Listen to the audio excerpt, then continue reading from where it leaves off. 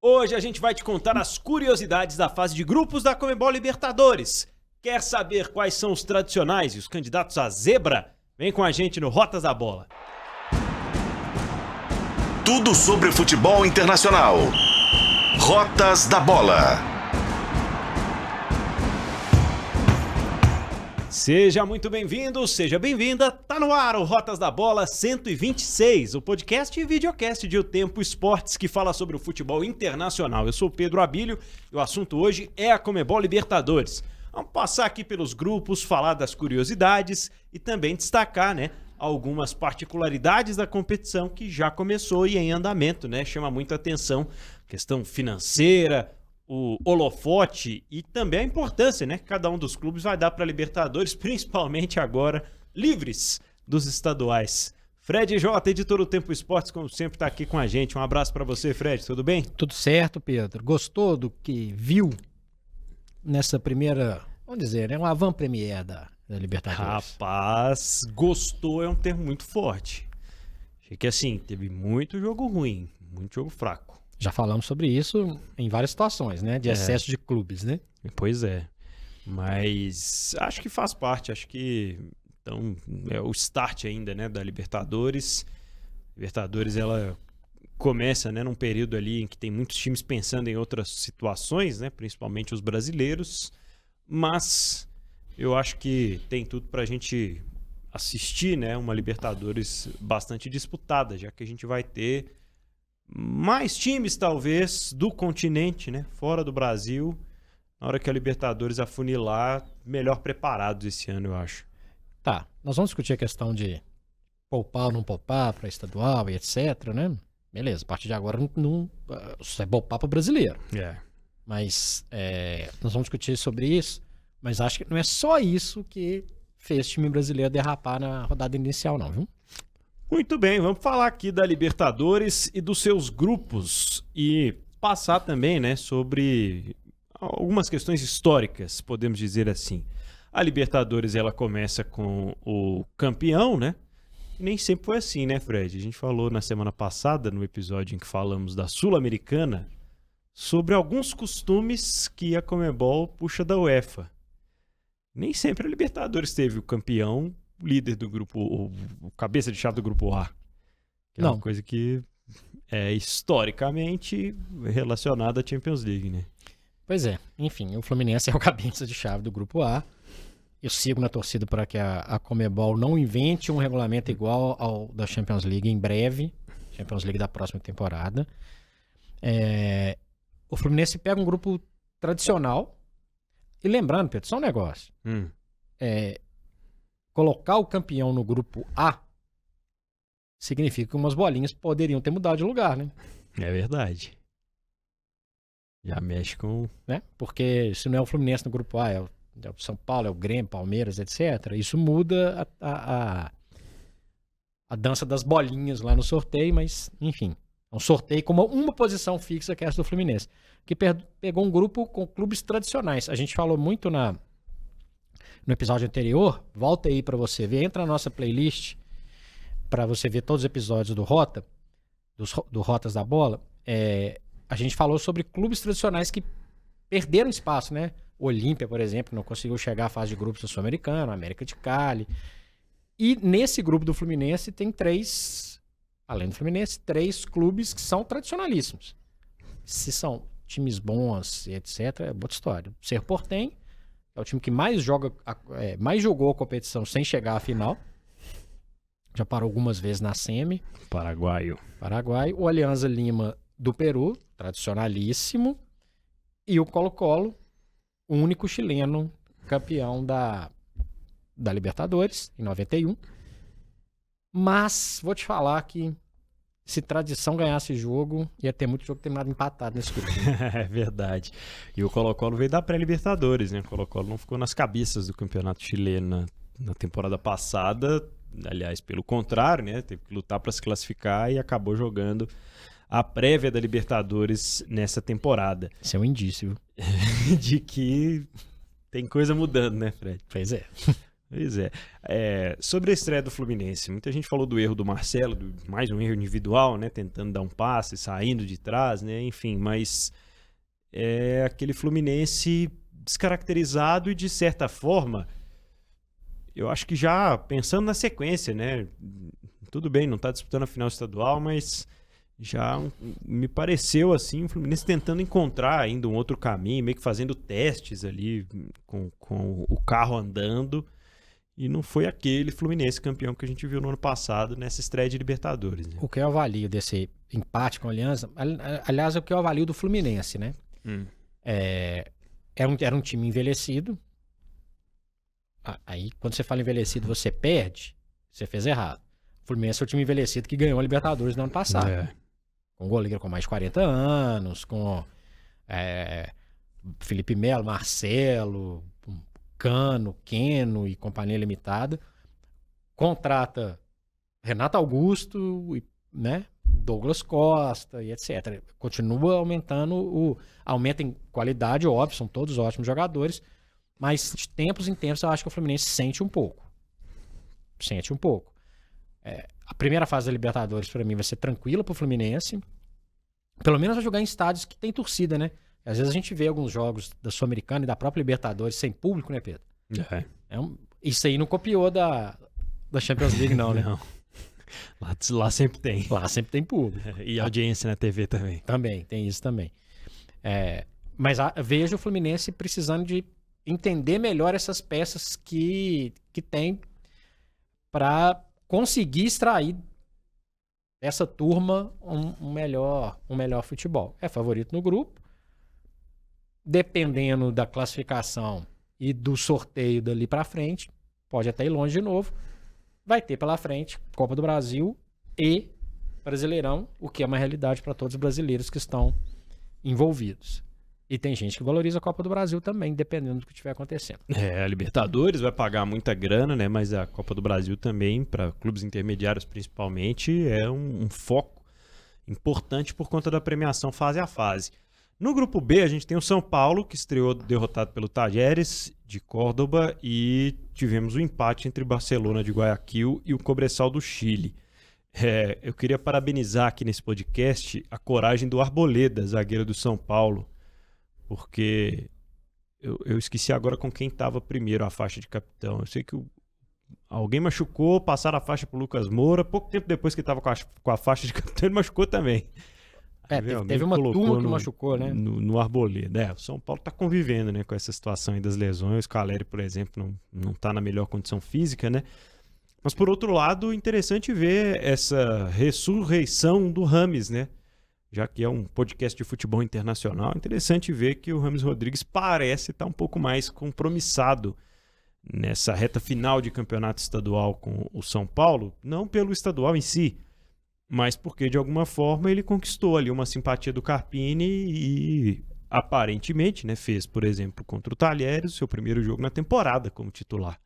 Pois é, e a ideia do Carpini era colocar ele para jogar junto com o Lucas, um complementando o outro, e para quem não acompanhou, o São Paulo perdeu 3 jogadores no primeiro tempo, sendo que o último, que é o Wellington Rato, teve que segurar um pouquinho. O capitão que você esqueceu foi o Rafinha. O Rafinha, de cara ele machucou. O Rafinha machucou, passou sozinho. A faixa pro Lucas. E depois o Wellington Rato machuca. E o que é difícil de acontecer. Mas se o Carpini troca, ele acabaria com as possibilidades de substituição. Então ele fica um tempo sem um jogador, o Talleres faz 1-0, e acaba que não dá para qualificar a atuação do Rames com o São Paulo um pouco desfigurado.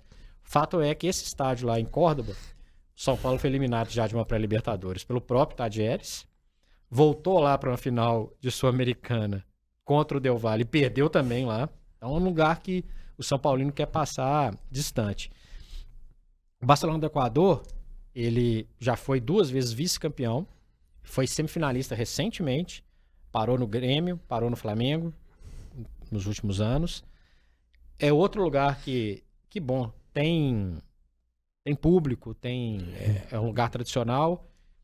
O Talleres também a gente percebeu que na Argentina é um pouco diferente, tem o apoio. Nunca, parece clichê, né? Mas se puder não ter um time argentino no grupo, melhor. Verdade. Ah, mas é o Arsenal de Sarandi. Não É melhor não interessa. ter.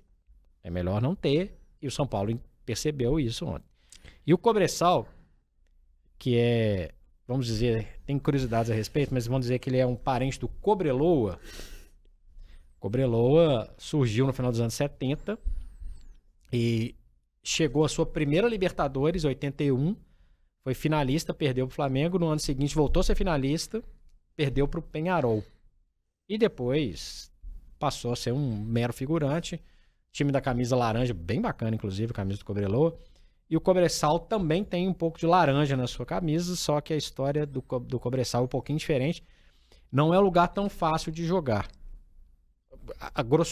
Falar de maneira mais grosseira, assim, como se fosse no meio do deserto do Atacama. O Corinthians já jogou lá. Mas a tendência é que os jogos não sejam, né, Lá, né? lá por questões do estádio em si. Mas tem curiosidade aí do Cobressal, né, Pedro? Os mineiros. Eu separei porque eu vi a história do Cobressal nessa época, né? Que jogou contra o Corinthians, se eu não me engano, foi 2016, alguma coisa assim. Tava no mesmo grupo que o Corinthians e não passou da fase de grupos. Tá jogando Libertadores pela terceira vez, aliás. A primeira tinha sido lá nos anos 70, né? E aí é uma cidade que vive basicamente do resultado da exportação do cobre. E eu nasci em Itabira, aqui na região central, né? E o melhor período do Valério Doce em Itabira foi o melhor período da companhia Vale do Rio Doce, explorando o minério, né, na cidade. E o Cobressal a mesma coisa. Depois que a atividade econômica com a extração do cobre foi caindo, o Cobressal também foi caindo. E foi, de certa forma, surpreendente o vice-campeonato que eles conquistaram no chileno ano passado por conta de uma situação de... Apesar de ser uma equipe que vira e mexe está aparecendo aí em Sul-Americana, um time que não tinha voltado ainda para Libertadores, por exemplo. E é simplesmente o time de Bambam Zamorano. O time de Origem, né? de origem de Ivan Zamorano.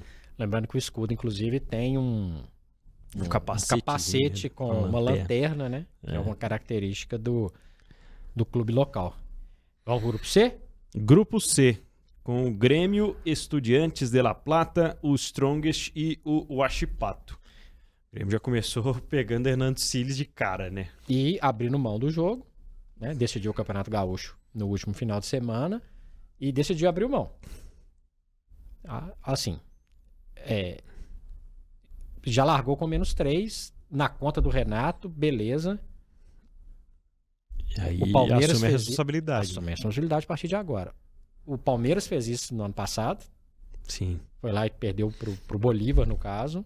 Abriu mão de colocar as principais forças e tal. A gente discutiu isso no Rotas da Bola passado, né? Sobre jogar na altitude.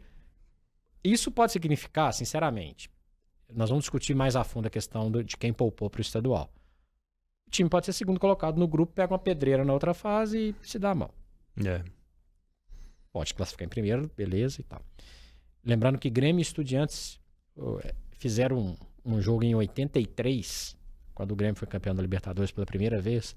Não era o estádio bonitão lá de La Plata, era o antigo campo do Estudiantes, que foi um dos jogos mais selvagens. Tem aquela bobagem de falar da Libertadores raiz. Se raiz é ser legal, tem o raiz legal e tem o raiz que não faz o menor sentido, né? Pedrada, pancadaria. Faz parte da Libertadores. Faz nada. Isso, né? Faz nada. O regulamento era outro, era diferente. Um só do grupo classificava e essa já era uma fase avançada para ir para... Era uma semifinal com 3 equipes no mesmo grupo e tal. O Grêmio classificou e tal, mas assim, recentemente, o capitão daquela conquista do Grêmio, o Hugo de León, uruguaio, falou que ele agradece por ter saído vivo do lugar.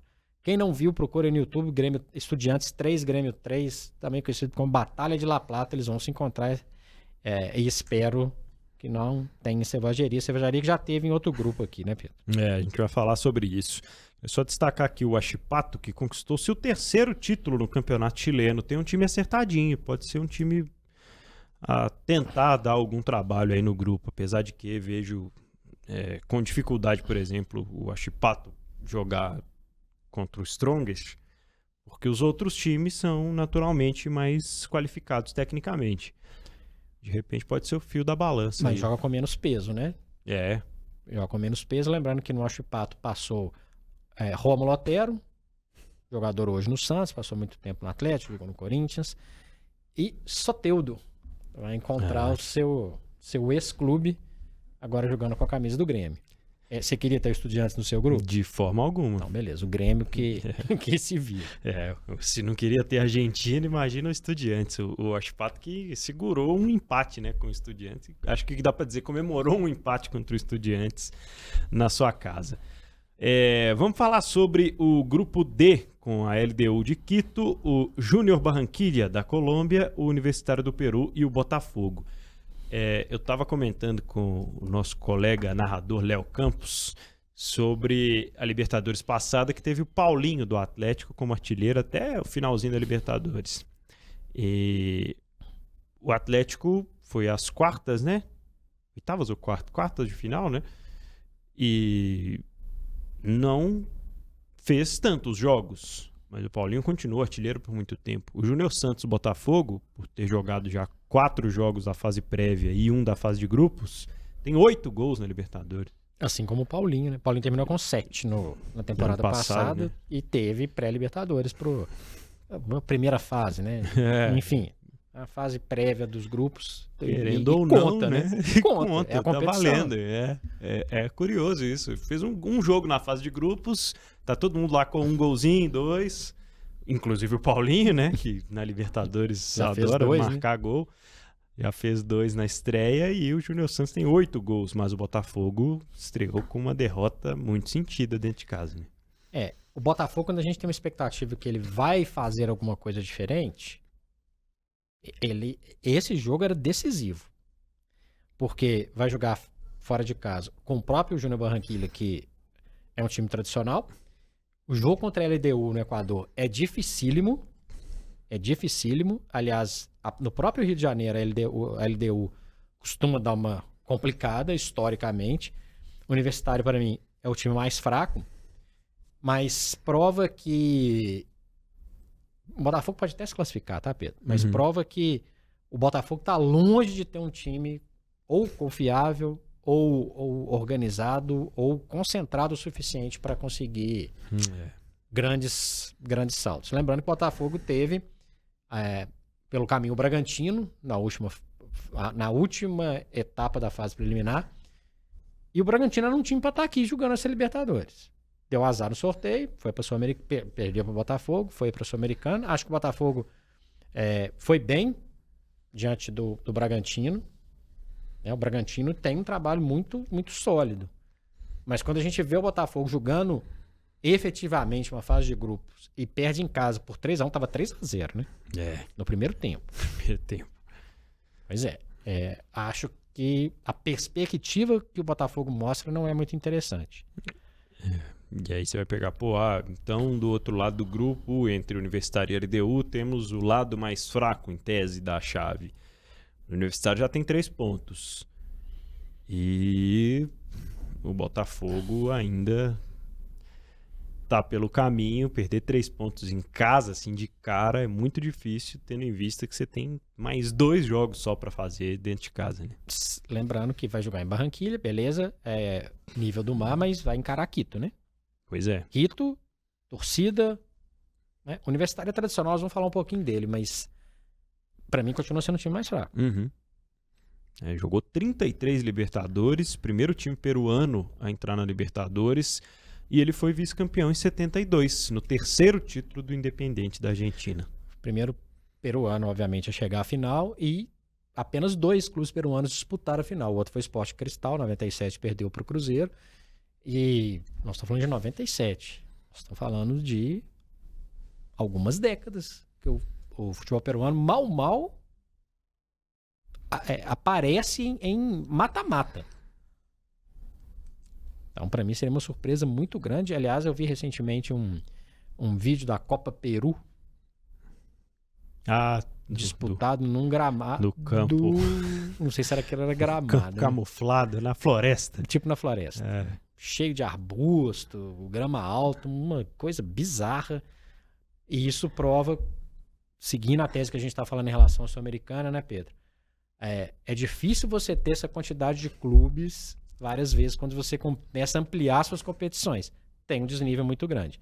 Para mim vai ser surpresa se o Universitário passar. Eu vi, inclusive, jogos do Universitário na temporada passada, encontrou o Corinthians, né, na Copa Sul-Americana. E, beleza, na base da vontade, tal, torcida, é muito legal, mas para mim o pior dos 4. Vamos falar sobre o grupo do Flamengo, o grupo E. Se você assiste a gente através do YouTube, é por causa do Iago Lemos, que é um flamenguista que representa aqui o Flamengo na nossa redação e nas nossas discussões diárias. E o Flamengo, usou uma escalação bem titular contra o Milionários lá na Colômbia, né? Mas eu acho sempre difícil jogar contra o Milionários fora de casa, Fred. Tem uma coisa interessante, né? De todos os estaduais que terminaram no último final de semana, o mais tranquilo era o Carioca. Ponto. E o Flamengo sobra em termos de números, né?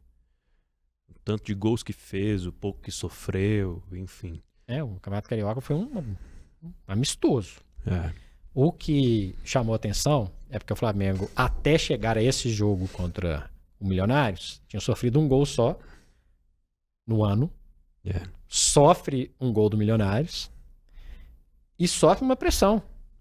Poderia ter sofrido mais gols, poderia ter perdido. O que é interessante para também testar a força do Flamengo, que é um dos favoritos à conquista da Libertadores, favorito ao título do Campeonato Brasileiro. Mas também para falar com o senhor Adenor que o Campeonato Carioca não é o melhor do país. Então, tá? Só para lembrar que o patamar é um pouquinho diferente, né? Beleza, fez uma campanha ótima, tomou um gol né, até chegar esse jogo contra o Milionários, mas, né? É muito bacana, o Sampaio Correia, o Audax, né? O Bangu. Calma lá. Calma, muita calma nessa hora. Calma. Calma também com relação ao Bolívar, né? Que apesar de tudo é um time que tem aparecido aí em mata-mata há algum tempo e estreou goleando o poderoso Palestino no Chile. E aí é que tá uma das grandes surpresas dessa primeira rodada. O Bolívar fez 4-0 no Palestino. Foi o maior placar, né? Maior diferença de gols. Além disso, fez no Chile. No Chile. O Bolívar joga na altitude e tal. E realmente é o seu maior aliado. Lembrando que recentemente eliminou o Atlético Paranaense na Arena da Baixada. Estamos falando de um clube com ligações com o Grupo City, né? Só lembrando. Não é dentro da escala de participação do City, o City não é o dono definitivo, mas ele faz parte, né, do Grupo City. Para mim, surpreendente, porque a gente fica com a impressão que esses times só jogam em um lugar, né? E não jogaram. Ou seja, o Flamengo, que perdeu 2 pontos, talvez, ou ganhou 1 lá em Bogotá, ainda vai encarar o Bolívar na altitude. Pensando em pontuação, né? Essa é uma situação que pode ser interessante. O Palestino tem esse nome pela razão óbvia, para quem não conhece. Tem uma quantidade de palestinos considerável no Chile. É uma homenagem, obviamente. E chegou a jogar Libertadores, inclusive no Mineirão. Jogou com o Atlético na década de 70, mais precisamente na Libertadores de 78. E o interessante é que, por um bom tempo, Pedro, o número 1 de qualquer camisa do Palestino, 11, 10, 1, 12, 13, 14, o 1 é a borda do desenho, significa a terra da Palestina, ou a terra requerida pela Palestina, que é um formato comprido como 1, com recortes de um mapa. Bem interessante, inclusive. Palestino do Chile está aí nesse grupo do Flamengo. No grupo F, todo mundo empatou de 1-1, né? Palmeiras empatou com o São Lourenço, fora de casa. Independente Del Valle e Liverpool do Uruguai também empataram por esse mesmo placar. Palmeiras já de uma forma diferente, né? Já é naturalmente um Palmeiras diferente em termos de elenco, esse Palmeiras 2024 do Abel Ferreira. E é um Palmeiras com algumas dificuldades ao longo do ano.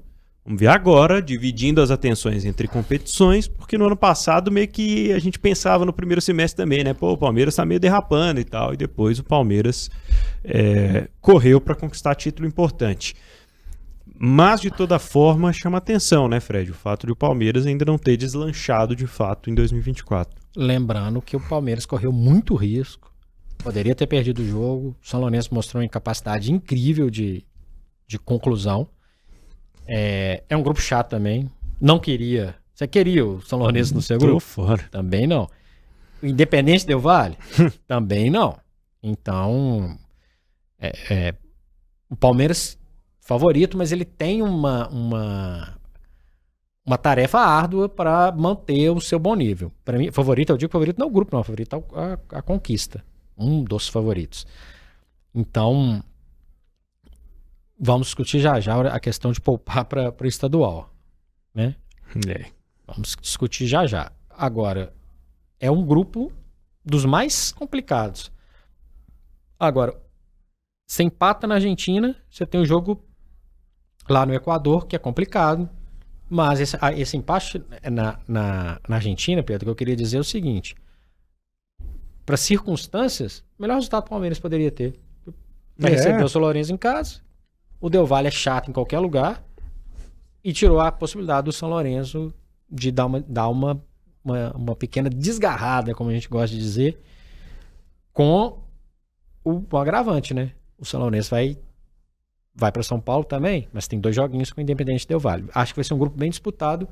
O Liverpool é um figurante. Todo mundo sempre pergunta, né? Pô, por que esse time chama Liverpool? Por que não tem Liverpool no Uruguai? Também, né? Tem a questão da pronúncia também. Tem o Barcelona de Guayaquil, que tem até as cores do Barcelona. O Liverpool do Uruguai é diferente, né? Muito pelo contrário. Se avisarem lá em Liverpool que tem um time chamado Liverpool Azul, que tem azul no time do outro lado do mundo. Arsenal de Sarandi, não é Arsenal de Sarandi, verdade. Mas reza a lenda, eu não sei até que ponto essa história é verdade, mas já li sobre que estavam fundando um clube lá nos anos, sei lá, no início do século passado, em Montevidéu, e aí tinha um globo terrestre, rodaram o globo terrestre, dedo no globo terrestre, onde parar vai ser o nome do time. Vamos homenagear uma cidade. Aí reza a lenda que parou em Liverpool e por isso o time chama Liverpool do Uruguai. Bom, pensar que alguns lugares poderia ter parado. Já pensou? Segue o baile. Não vou comentar. Grupo G, grupo do Galo. O único brasileiro que venceu na estreia da Libertadores, ganhando do Caracas, na Venezuela. Penharol e Rosário Central também estão nesse grupo. São 2 camisas tradicionais do nosso futebol sul-americano.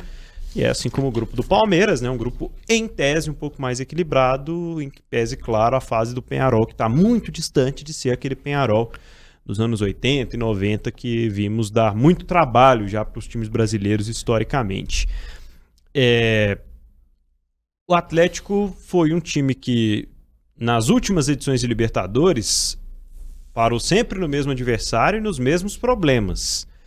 Mas tem agora o Gabriel Milito com a oportunidade de mostrar para a América do Sul um trabalho diferente. E o Galo fez a obrigação, né? Não tomou conhecimento do Caracas jogando na Venezuela. De longe, foi o brasileiro que melhor se comportou nessa primeira rodada de Libertadores, né, Fred? O único que ganhou, o único que mostrou... Único não, né? Mas foi talvez o que mostrou mais autoridade. Acho isso importante. Venceu com tranquilidade, mas tem um porém, que o Atlético é um time que quando toma gol, dá uma desestabilizada até no jogo que é mais tranquilo. Fez o dever de casa. Não poupou tanto assim para a final estadual. Fez o que dele se esperava. Tinha que chegar e ganhar. Ganhou com uma boa vantagem. Muito interessante ver que era apenas o segundo jogo sob o comando do Milito. Mas já tem evolução. Uma ideia, né? 2 jogos. 2, ganhou lá. Teve o final do último domingo. Mas é um trabalho curtíssimo. Mas, a meu ver, muito mais promissor do que o Filipão mostrou. E o Milito chegou no meio de uma data FIFA, então ele teve muitos dias de treino, né? Então a gente já consegue observar muitas coisas que o Atlético mudou, né? Acho que tem peças que precisam funcionar melhor, mas enfim, há muito tempo eu não via uma decisão do Mineiro que mexeu tanto com os dois lados, e daí também o ritmo deu uma diminuída, mas acho que o Atlético tem jogadores cascudos. Sim. Cabe a eles mostrar essa qualidade em campo. Agora, você queria ter o Rosário Central no seu grupo? Nossa senhora. De jeito nenhum. E vocês voltaram na nossa playlist aí um pouquinho, a gente falou de violência em estádios. Não dá pra Conmebol, ou, aliás, a Conmebol, né? Enfim, na hora que a gente está gravando esse programa, inclusive, até então não tinha feito nenhuma menção a qualquer tipo de punição para o Rosário Central. Os torcedores do Rosário Central agrediram torcedores do Peñarol com grades.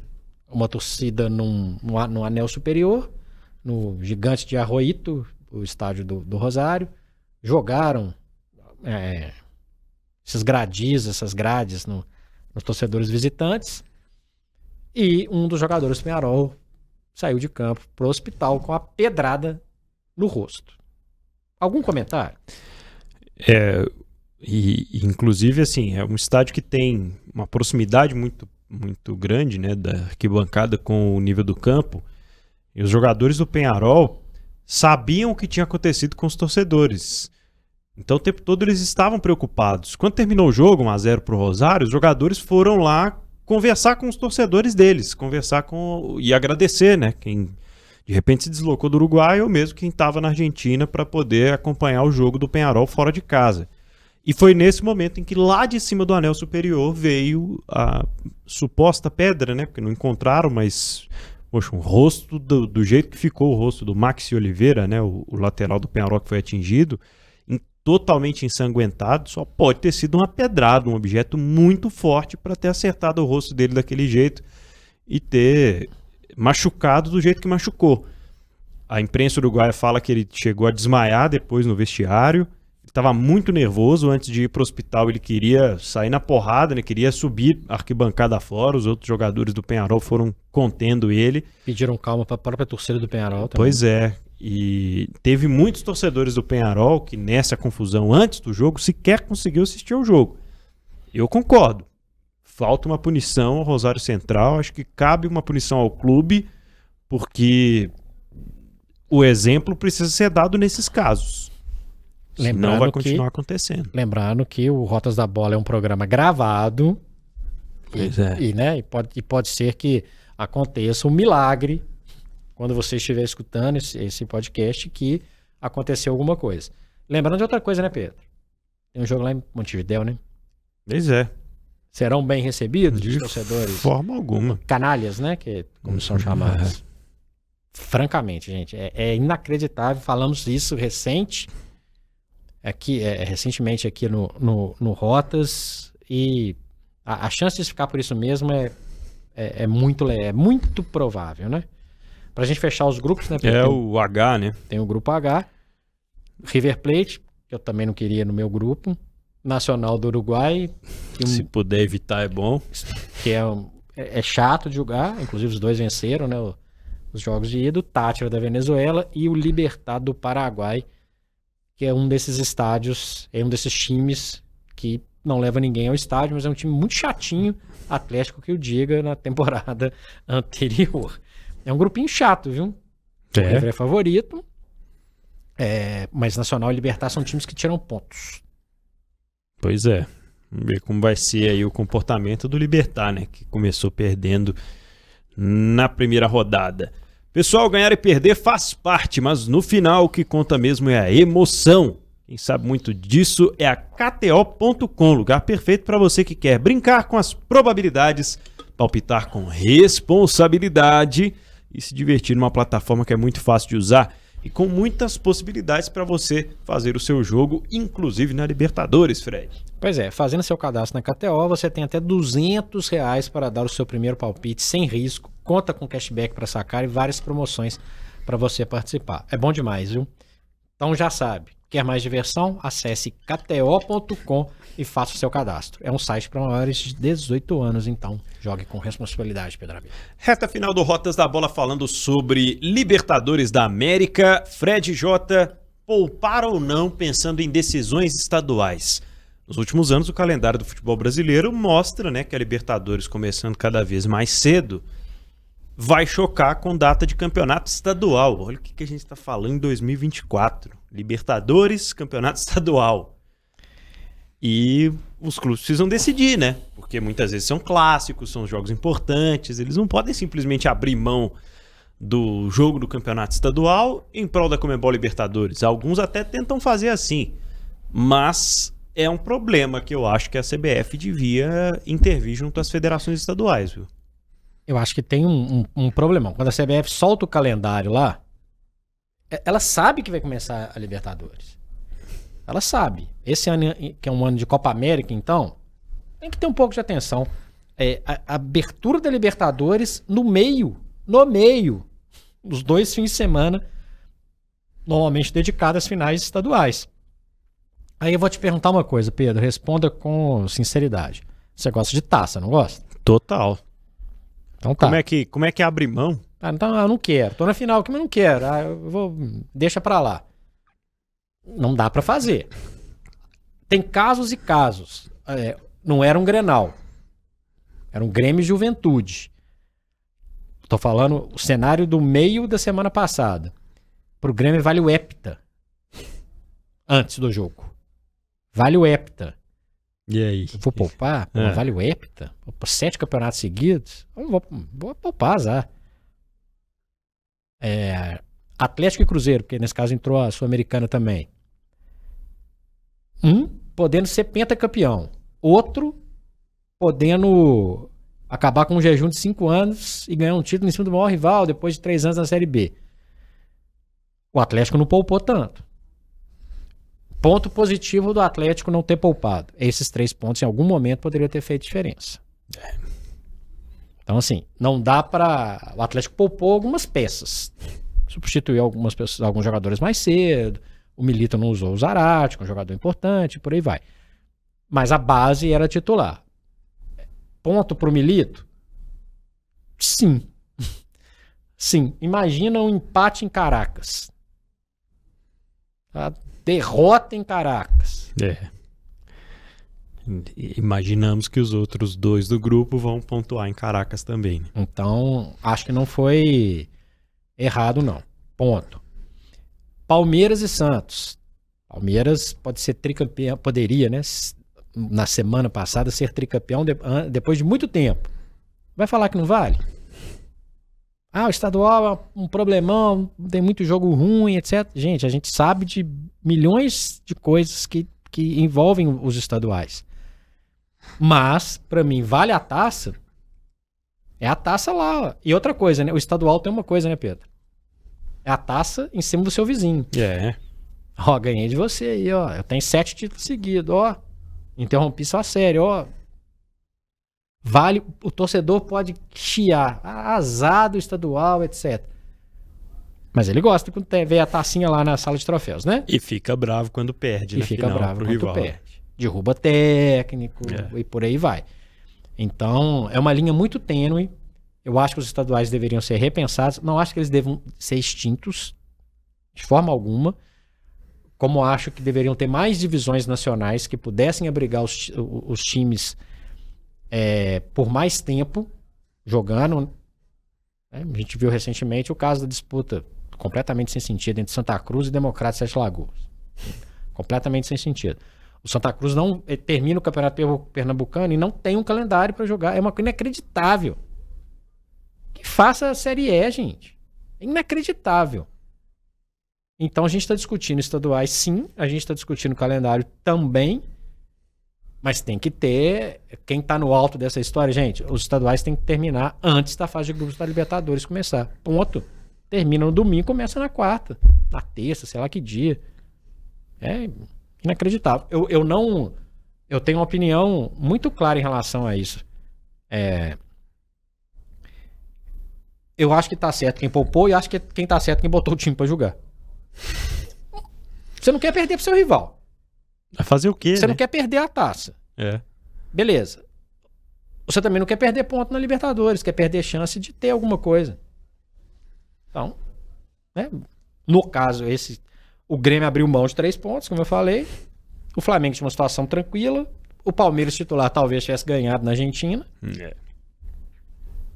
E o Atlético pegou 3 pontos que ele tinha que pegar. Pegaria com o time reserva? Não sei. Não sei. Não sei. Bom, e o domínio brasileiro na Libertadores, Fred? Um último tópico pra gente falar antes de encerrar o Rotas, porque desde 2018, né, da final de Madrid, nós não temos um campeão dos países Final de vizinhos. Madrid é bom demais. Vai. Final do Santiago Bernabéu. E poucos, né? Atlético Nacional da Colômbia, 2016. São Lourenço, 2014. São Lourenço, 2014. River, 2015. Teve... Que antes, porque teve um domínio muito grande, né? A LDU ganha em 2008, o Estudiantes ganha em 2009. E 10 é depois- o Inter, Aí depois começa um domínio brasileiro avassalador. que só vai parar lá no São Lourenço. Para o São Lourenço, né? É Inter, Santos, Corinthians, Atlético. É.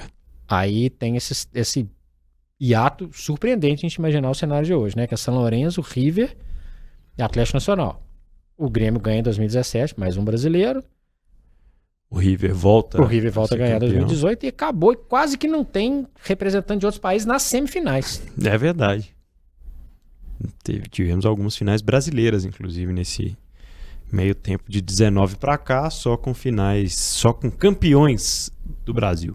O que eu acho, assim, né, essa mini Copa do Brasil que virou a Libertadores, o que eu fico pensando eu acho ruim ter esse péssimo ter esse desequilíbrio. O futebol uruguaio há muito tempo não faz frente. Os times da Argentina mesmo os mais tradicionais, a gente viu vários times fragilizados, né? O River tomou 5 do Fluminense no ano passado.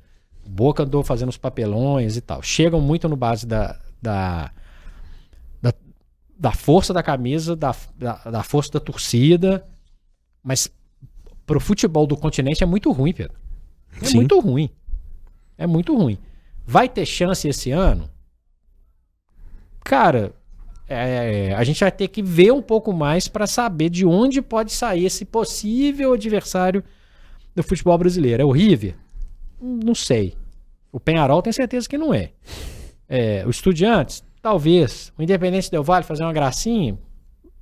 Talvez. Mas assim, a gente tá muito no si, quem sabe. Se for pegar um favoritômetro aqui, igual a gente fez da Sul-Americana, é difícil não colocar tem. pelo menos uns 3 brasileiros na frente do Não restante. aí. tem. Flamengo e Palmeiras no primeiro momento, eu acho. Hoje, pelo momento de hoje. O Fluminense é atual campeão. O Grêmio com o Renato, a tradição copeiríssima. O Atlético do Milito, se ele Deslanchar, né? deslanchar, ele tá num patamar abaixo, mas vai deslanchar? Mata-mata né? E aí que a gente vai começar a pensar no River Plate. Pois é. É um torneio sem o Boca Juniors, que Tá na aos trancos e Sul-Americana. barrancos chegou na final no ano passado, mas assim, é muito pouco. É muito pouco.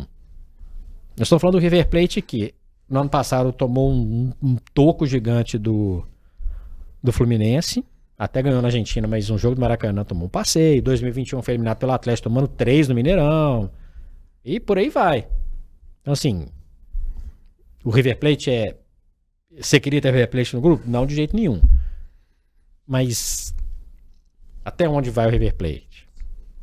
Aliás, na última, o Libertadores saiu cedo, né? Bem cedo. Então, assim, hoje, pra mim, são os clubes brasileiros, talvez nessa divisão.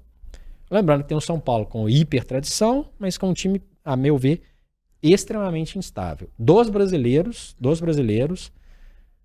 o Botafogo, pra mim, é o que tá mais abaixo. Esse vai ter que suar um pouquinho pra Chegar no mata-mata. chegar no mata-mata. Mas pensando hoje na situação do Botafogo, uma queda, entre aspas, pra Sul-Americana não é um péssimo negócio, não. Ainda tem essa possibilidade.